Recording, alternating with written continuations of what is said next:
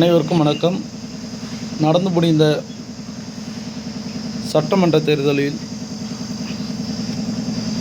மயிலாடுதுறையில் காங்கிரஸ் வேட்பாளரை ஆதரித்து, காங்கிரஸ் வேட்பாளர் ஜமால் முகமது யூனுஸை ஆதரித்து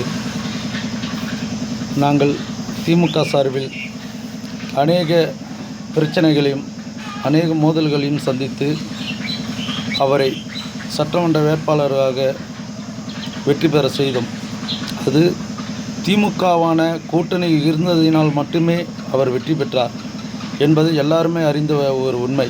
ஏனென்று சொன்னால், மயிலாடுதுறையில் அவர்கள் தனியாக நின்றால் கூட 500 வாக்கு வித்தியாசத்தில் கூட அவங்களுக்கு பெற முடியாது. ஏன்னா 500 வாக்குகள் கூட கிடையாது காங்கிரஸில். இத்தனை வருட காலமாக காங்கிரஸை தாங்கி பிடித்து கொண்டு அதனால் எந்த விதமான ஒரு பிரயோஜனமும் இல்லாமல் தான் திமுகவுக்கு காங்கிரஸால் அதிக இழப்பீடு தான் வந்திருக்கிறது தவிர, அதனால் எந்த விதமான ஒரு லாபமோ எந்த விதமான ஒரு அரசியல் ஒரு பெரிய ஒரு எந்த விதமான ஒரு சூழ்நிலையுமே எங்களுக்கு ஒரு ஆதரவாக இருந்தது கிடையாது.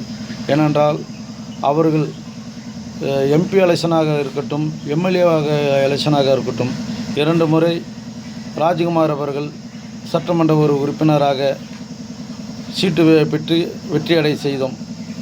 சுதா மேடம் அதுபோல் எம்பிக்கு நின்று வெற்றி பெற செய்தோம். இப்போது ஜமால் முகமது யூனுஸ் அவர்களை வெற்றி பெற செய்தோம். ஆனாலும் கடும் உழைப்பிற்கு பிறகு தான் ஏற்கனவே மயிலாடுதுறை தொகுதியில் எம்பியாக இருக்கட்டும், எம்பி எலெக்ஷனில் ம.க. ஸ்டாலின் அவர்கள் பாட்டாளி மக்கள் கட்சி சார்பில் அவர் களம் இறங்கினார்கள். அவர்களையும் எதிர்த்து நாங்கள் வெற்றி பெற செய்தோம்.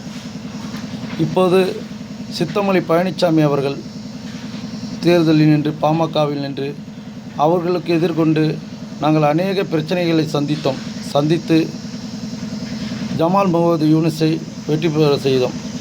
அதற்கான முயற்சிகளை எல்லாத்தையும் திராவிட முன்னேற்றக் கழகத்தில் உள்ள ஒவ்வொரு உறுப்பினரும் ஒரு அடிமட்ட தொண்டனிலிருந்து நிர்வாகிகள் முதல் எவ்வளோ பாடுபட்டிருப்போம், எவ்வளோ கஷ்டப்பட்டிருப்போம் என்பது அந்த வேட்பாளருக்கே தெரியும்.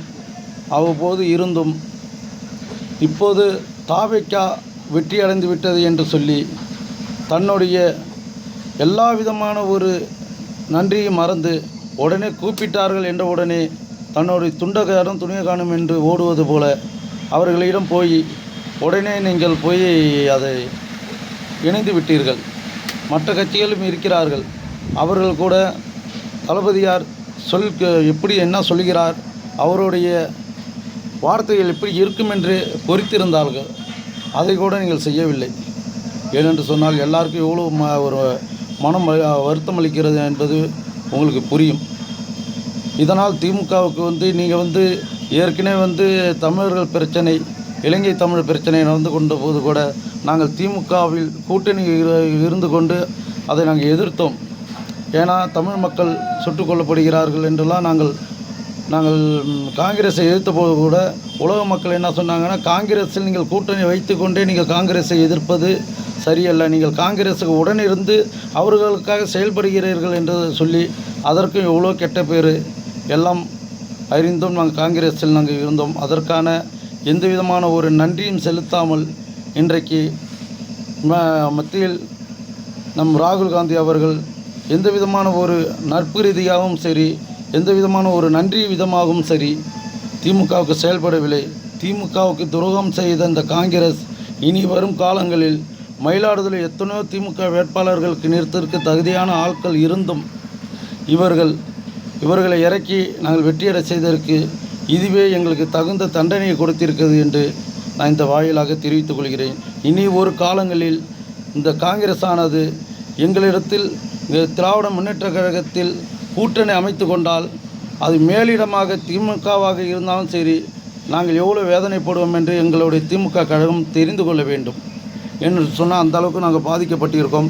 இது எங்களோட தலைவர் தளபதியார் அவர்கள் தோல்விவிட்டதை கூட அவர்கள் ஒரு வருத்தம் தெரிவிக்காமல் அதிலிருந்து எப்படி அவர்கள் ஓடிவிடலாம் என்று தான் நினைத்தார்களே தவிர, தோல்வியை கண்டவுடன் அவர்கள் எப்படி எங்கே நல்ல ஒரு வாய்ப்பு இருக்கிறதோ அந்த பக்கம் செல்லலாம் என்று நினைத்தவர்களை நாங்கள் ஒருபோதும் மன்னிக்கவும் மாட்டோம், மறக்கவும் மாட்டோம். இனி ஒரு காலங்களில் காங்கிரஸ் கட்சியானது மயிலாடுதுறை தொகுதியில் நிற்க நேரிட்டால், சப்போஸ் ஒரு விதத்தில் கூட்டணி அமைக்க நேரிட்டால்